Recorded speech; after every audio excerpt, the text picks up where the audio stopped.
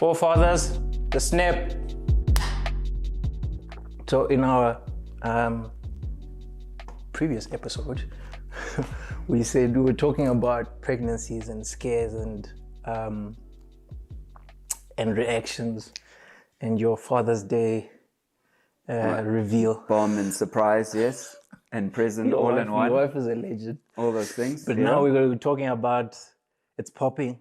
It's the day. It's D-Day, and I just remembered when you guys were having your first child, Kumi. I remember, I think at the time I was still on campus, and like you were telling us and some of the gents about that you guys are gonna do a water birth. Yeah. And I was like, "Hi, Langa, what is this now? What is this non-black thing now that you're doing?" And I was like, "Hey, man." And then you're like, "No, you get into the water, and then you're gonna, catch the baby." And I'm like, "Okay." And we did the same thing. Yeah. Later after that. Yeah. I think a lot of people actually followed and did something similar. Yeah. Afterwards. I must say, it wasn't also something that I was familiar with.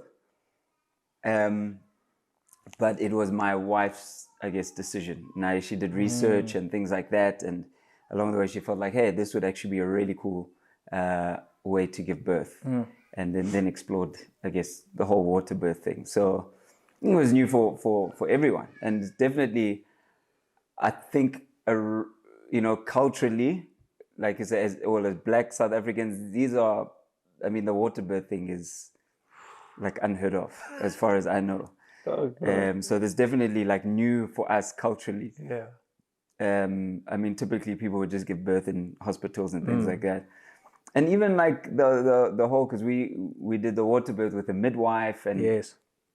So even that was like a new thing to us. Actually, how I first learned about it was that one of our friends, Ntombi, who actually was our midwife. So she was our varsity friend. So it was actually at varsity where she was like, "Hey, listen, there's this thing that that's called water birthing," and she was the one that gave us a lot of advice around childbirth. And so it was because we had a friend that was a midwife. Sure, I get you. Yeah. So that's actually how we got into it. And then so even with going to Ntombi. So Ntombi, we would sit with her and consult. Throughout the pregnancy, my wife had decided, hey, we want Ntombi to help us with our pregnancy and the whole journey. And so she was with us all along. Sure. And I must say, it was comforting to have someone journey with you, Yeah. Along the way, someone, to be with you in an intimate way, throughout the whole process. You didn't pass out. No, but hang on here. And there's none. So funny enough, so when we're talking about like D-Day, the day that the birth is going to happen and everything. So Ntombi, what I appreciate about, she's just like frank, she doesn't sugarcoat anything, so she'll tell you exactly, listen, this is what's going to happen, bruh. Like, you need to make sure that you want to be there or that you can handle being there because it gets real. And so she just said flat out, listen, don't be a hero. Hey. This is not a time to be a hero. So if you got to decide whether you can make it in there or not. And I don't even see myself saying yes after that. But anyway. Yeah, but as a man, when people call you out like that. It's toxic, like that's such toxic masculinity. And so she was like, listen, if you're like squeamish about blood and stuff like that, then you're not going to make it. She'd share stories about guys like fainting, passing out, whilst their wives are giving birth and things like that. Guys screaming, and now the nurses have to like care for the dude. Guys screaming. Yeah, like Jen say, guys, because you see things there. You see things. Yeah. So it's like just that soberness of like, listen, bruh. Firstly, it's going to be rough. There's going to be all sorts of fluids. There's probably going to be poop in the bath. There's going to be, all sorts of smells, all sorts of, You know, now you're taking me back. You're triggering yeah, but it's memories real. now. Yeah, We're here to talk, Yeah. to chat real things, And it's like, listen, you're gonna see your wife in a state that you've never seen her before, all those things. And so you gotta decide whether or not you're gonna be in there. And so culturally also, it's taboo for a guy to be there while the Yes. wife is Yes. giving birth. I mean, when I've shared this, I think with other family members and things, I mean, like my mother, all, especially like older folk, Yeah, they're yeah, just like this, as a man, you have no business being there while your wife is giving birth. And I'm sure like a lot of, guys, especially black guys can relate to that. And so I didn't also have like someone I could go to and say, hey, how was it? Sure, I get you. That I kind mean, of like, thing. to be honest, Because it was a definite like, no. Yeah, you know what? You actually opened the floodgates. You broke the ice, because I think I wasn't closed off to like however way we were gonna do this. This was gonna be the first time we had a kid, and I remember like when you described how it was, and you're like, nah, it's not child's play. It's not about you when you're in there. It's not a Jengen daughter vibes in there. You are there to assist. And I remember, like, even with us, like, the midwife was like, you are here to listen and to help. You're not here to instruct. You're not here to dictate. You are here to help. If I say you hold her, you hold her. If I say leave her, leave her. You're not there to tell her to breathe. I tell her to breathe. Like, and I think, like, when you're in there, you realize, like, I think, you know what, hey, like, that experience for me was the most vivid, how do I even say this, bro? Like, it just has so much weight seeing your wife with that amount of strength, right? And it makes that experience of your child coming into the world that much more hectic. So yeah, like, it was, the memories are actually coming back. But like, yeah, it was super real. And I think we only did it out of the 3 pregnancies, like, because we had twins. Yeah. Like, we only did it with number 1 and number 4, because with the twins, it's always predicted that twins will come prematurely, and that likely, if you want to do a water birth, like, there's a specific week target that you have to meet. Like, I think it's 36 or 38. Okay. And the twins came prematurely, and we had to take them my wife had to go to the hospital for the birth. But backstory to that is that I actually almost missed the birth of the twins. Okay. Like, I was in Durban, shooting at a show with the band, and then I get a call from my wife, and this was like early morning, bro, as in like 4 a.m. Right? She's like, bro, my contractions, and like, now we're checking with the app. We're like checking contractions with the app. I haven't forgot the name of the app. We're checking contraction times. We're like, and then she's calling the midwife, and she's like, yeah, you are, it's time. It's on. Yeah. I am still in Durban.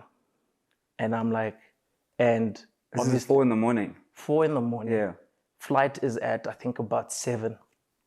And then now, like, my wife, like, calling friends to go, drive my wife to the hospital at the same time. And even my wife was telling me about how, like, my friend was the one that was freaking out in the car, like, what the hell, don't give birth in the car. Yeah. I'm freaking out, because I'm like trying to cut the queue, trying to get to the front of the queue to board, and all of these things. I'm like, then the flight says, switch off your cell phones, and I'm like, hell no, I'm not switching it off. Like, I need to, like, know what's going on and everything. And dude, by God's grace, I, like, bolted to the hospital, and I got there just in time. I think, like, just 10 minutes before she gave birth. Yeah. Bro, like, I was so glad that I made it. Yeah. But that experience, because I was also inside when she was giving birth, Yes. hectic, Yeah. right? Because I was like, there's a difference between giving birth to one and giving birth to two. And I had no idea what to expect. And like the doctor at the time, she was like also like, she wasn't like very, how do I say, like sympathetic or empathetic with the experience. She's just like, no, you gotta push now, you gotta push now. Hey, like relax, it's not that hectic. I'm like, jeepers, whoa, wait a minute. But Yeah, but I guess for them, bro, they're like, yeah, like I mean, pushing she's babies, used to it. It's like, well, yeah, yeah, you you can know? do it. Let's not be babies. I'm like, oh, whatever, okay. But then wife pushes out the first one, and I'm thinking, okay, what happens next? Are we gonna chill? Are we gonna wait for the next one to come out? Oh no! Like then the doctor says after she pushes out the first one, she's like, okay, are you ready to push again? I'm like, wait a minute, that quick? Like there's no break. It's push. It's a few seconds. Are you ready to push again? Okay, I guess push. Number two pops out. Wife is holding the babies like this, like a G. I'm thinking like, and it was hectic from there. It's like take them, put them in the ICU for a bit for a couple of days, and yeah, that twin birth is quite, it's something else. Yeah. Yeah, but I think having both experiences of the water birth in the hospital and seeing again, it's just like witnessing the strength of my wife and just being able to be there and be present and seeing our kids come into the world together, it was just priceless. Yeah. Do you know what it is? I think for me, those moments, like the whole birthing thing, is that it's actually all about the mother. You know, it's all about the mother in that you're there for her, you're there to help, you're there to assist, you're there to, you know, but it's all about her, to observe her. And just that moment of seeing someone in like excruciating pain.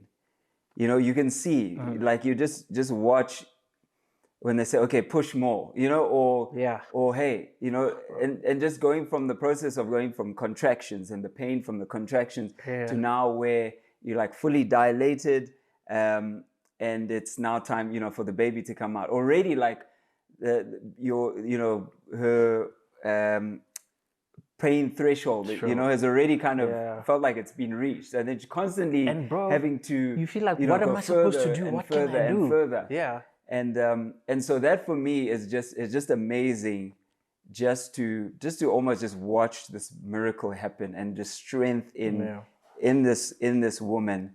And that's why I say it's all about her. And what I've loved most is from seeing her go from like this excruciating pain as she's pushing, and you know, from crowning all the way to, you know, the child coming out, and just, you know, like being pushed to the max in terms of pain. And this is, I guess, you know, these were natural births. Yeah. I guess that my wife had. Your wife had natural. All natural. Yeah. So all natural births. Yeah. I guess it's obviously different for people that have Caesars. Yes. But just that, going from like maximum pain of just like, I don't know how I can do this, to the baby coming up, from screaming to the baby coming out and then crying, you know, tears like of joy. Just that flip in that instant when the child comes out. I remember, I think with our son, our firstborn son, second baby. So I remember like he was struggling to come out. I don't know what was happening. And so the midwife was like, you know, come on, push. You know, she's like, I'm pushing. You know, all that. It was just rough. A bit more of a challenging birth. And so the midwife was like, you're taking too long. You need a push. You know, you need a push. Is this and midwife, this is Toli this time. So also gets toss. You know, yeah. pulling it. Yes, she's hectic. I unat. Yeah. Push unat. But Yeah, and she's Sistoli is like, she's you know, she would be like amazing, bro. hardcore, you know, hardcore in those minds. It's like, hey, listen, let's get this Yes. thing done. So Yeah, I come on, remember, stop yeah. faffing around here. Anyway, so from that, she's and 18. she's like pushing and screaming, and then Hubo then comes out, and then I remember she, you know, grabbing Hubo, oh my boy, I'm so sorry, my boy, I'm so sorry, and then she's like crying, and she's like hectic. holding him, and it was just like such a beautiful moment, you know, again of just that flip from just pain to joy, you know. That itself is just kind of it's incomparable, and that's why I say it's like the moment is all about the mother. Sure. It's all about the woman. Yeah. I remember I once asked, I think at some point when my mother was visiting us after one of the births of the kids, and like I remember asking her, like, what, like when you were giving birth to me, like where was my timer, where's my dad? And she was like, No way, Baba. oh brother, he was No like way. she was like, no, he was Far it's like away. he was outside reading the newspaper. I never. And then, you know, it's probably like a coping mechanism. It's like I can't be in there, I don't know what I'm gonna do, I need to find something to do. But yeah, it was Look, it changes everything. It changes how you view your wife. Yeah. It changes how you view her vajayjay. It changes everything. You know, it is one of those things. So I would definitely say, you know, to guys, listen, guys, it's not about you. Firstly, just know that. And that's the hard thing, because also in movies, you know, this is where you see different people, you know, people giving birth, and that also kind of shapes your idea of what it's like. You see, okay, help him breathe. And then you're there like with the ball. You know, it makes it seem like the guy is so important in this thing. Yeah. Like it can't happen Without him. without the dude, you know, that kind of thing. But we are so irrelevant. We're honestly, and that for me was one of the most challenging things, because I felt like I was helpless. There was nothing I could do. I wasn't needed in any way. But surely she felt different. Like, as in when you talk about the experience with Unati, as in your presence did do something. Maybe I think just my presence. Sure. But I like for me, I thought I was gonna help her, you know, with the breathing. Yes. Help her with, you know, whatever it was that she needed. But for me, my wife was like, don't touch me, don't say anything, shut up. I'll try to be like, okay, you can do it, babe. Baby. Babe, come on, you can do it, you're doing so well. Shh. Stop. And like, you can, you know, just hang in there. You know, and I'm trying to, you know, be like encouraging. Yes. Do you need music? Do you need whatever? Just keep quiet. But, you know, bro, like she completely like, you know, just like, dude, I don't need you. Yes. Do you need music? She just wanted like silence. Yeah. You know, that was her vibe. With me, Umpo, like, and I think like I was just like, sister, you tell me what I must do. And I guess like she, like in the bathtub, like when she was with the water birth, I remember like she was slipping into the pool and she just had no strength to pull herself up. And like, even with this story, she was just like, hey dude, I'm gonna need your help. And I was like, okay, now it's my time now. So like she's like, can you get into the pool, into the bathtub, and like pull her up? And I was just like, yeah, with all the funk and stuff in there. Yes, sir. To go in and then pull her up. And I was just like, but you're right, like you must just be ready to do what's needed. And if it's like just be there, you don't need to say anything, you don't need to do anything. That's it. No, bro, I felt proper useless, you know, in that moment. And I think the tough part of it was that your wife is in like pain. Yeah. But there's nothing you can do. Yeah. You know, I guess our bent is to, you know, jump in, solutions, something. But in that situation, bro, it says, Idlo, shut up. Yeah. Idlo, shut up and do whatever it is that you're told to do. And that's the role, you know, that's the role of, I think, a guy. I mean, obviously it's different. I mean, some people, their wives want them to hold their hand or, you know, and I guess movies also, you know, tell us that thing, but it doesn't work like that. Squeeze, bro. It doesn't work like that, you know. But anyway, but we're here, you know, sharing this, you know, for brothers to know the truth. So again, I would say, gents, if you can't deal with bodily fluids, stay away. If you can't deal with poop floating this is in for the water, water birth. yes. If you're doing a water birth, but also if you're doing a normal, yes, you're dealing with the same thing. But I mean, like, maybe it's the movies, but usually you're positioned to be at, you know, next to your wife, and then the doctor's on the other end, and Then she's covered, and then like, so you see the baby come out because with the some screen of the is there for a reason. Yes. You know, so that's what I'm saying. So if you are squirmish and things like that, if you can't deal with blood, if you can't deal with bodily fluids, if you can't deal with funky smells, then either stay away or do the hospital thing with a screen. Yeah. Okay. But if you are feeling Rambo-ish, if you are feeling like you are Rambo, then you can come jump on the other side, be like us, do water births and jump in and things like that. Yeah. But this is important, I think, for guys, in that, because again, the moment is about the mother. Yeah. And so you need to ensure that the moment is about the mother.